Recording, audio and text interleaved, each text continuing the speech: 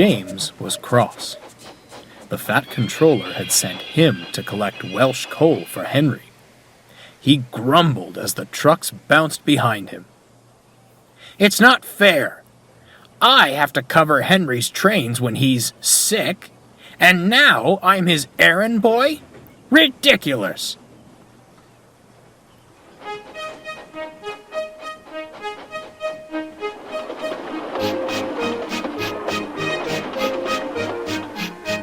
When the Welsh coal arrived, Henry was delighted. He'd never felt so well in his life.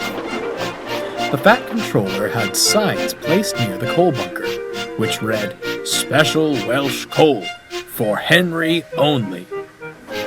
The other engines understood and respected this. All except James. "Look at him, swanking about," James complained to Edward. "I fetched it for him, and I don't even get a thank you." "I'm sure it's appreciated," Edward smiled. "I must admit that coal has done wonders for Henry. Imagine what it might do for us."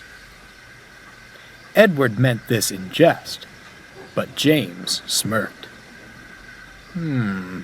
I wonder." "Get that idea out of your smoke box," frowned Edward.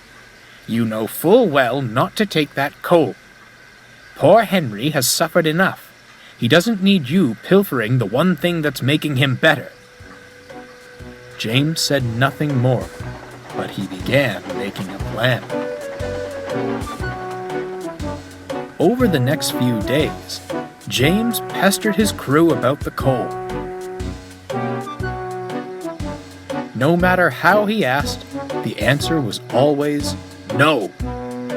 But James was persistent and wouldn't relent.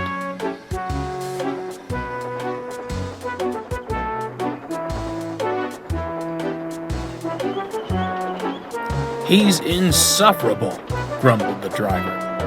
"Perhaps we should just give him some." "You know we can't," sighed the fireman. Then an idea struck him. "Unless..." The fireman smirked and whispered his idea to the driver. Next morning, James's crew came early to the sheds. He was surprised to see them. "You know, old boy, you're right. You do deserve some of Henry's coal. Let's hurry to the bunker, but keep quiet. We'll be loaded up and away before anyone notices." James was giddy, but did his best to contain his excitement. James backed down to the coal bunkers.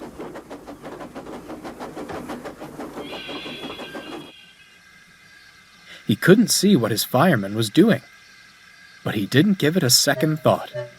He sizzled happily. "I'll show them. I'll show them." What James didn't know was that his fireman was shoveling regular coal into his tender.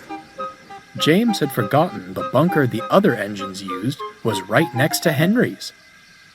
"Right, James," he said. "Off we go."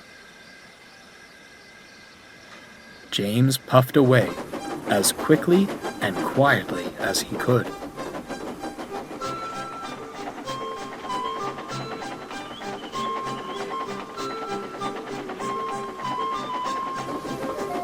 He arrived at the big station full of pride, and was so early that his train wasn't ready.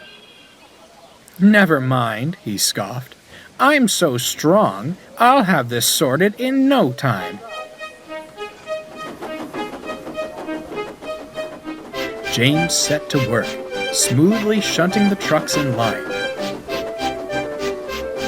The trucks were surprised, but didn't want to jeopardize the newfound respect they were receiving.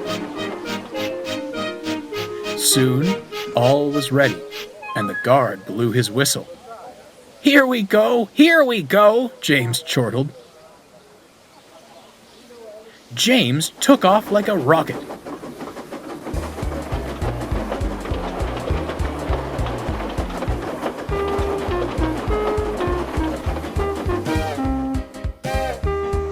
James sped down the line.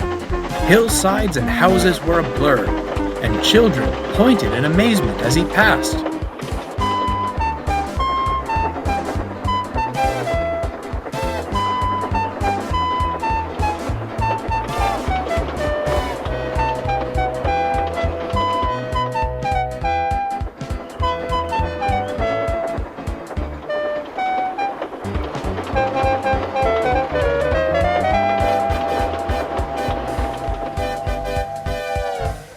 By the end of the afternoon, James arrived back at the big station.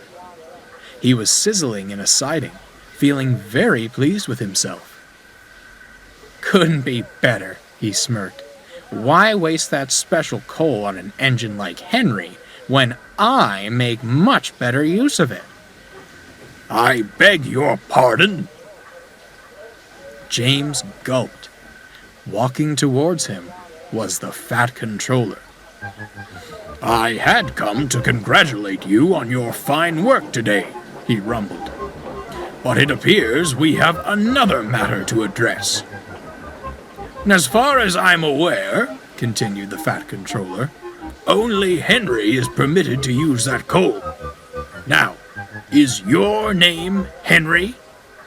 No, sir, it isn't." "Then why did you take that coal?" "Pardon me, sir," said the fireman, "but you've got it all wrong."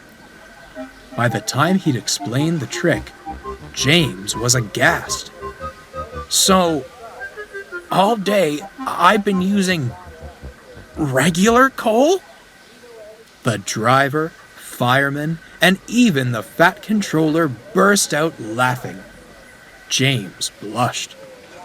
"Well, James," smiled the Fat Controller, "I must apologize for my previous assumption.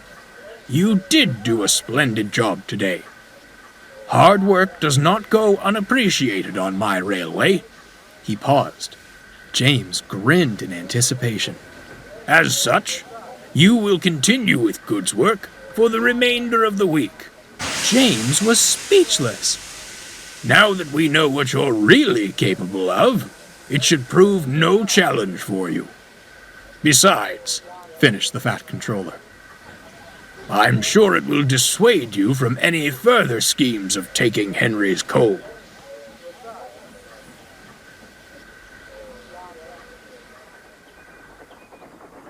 James did stay on Good's work. He hated it, but wasn't about to disappoint the Fat Controller.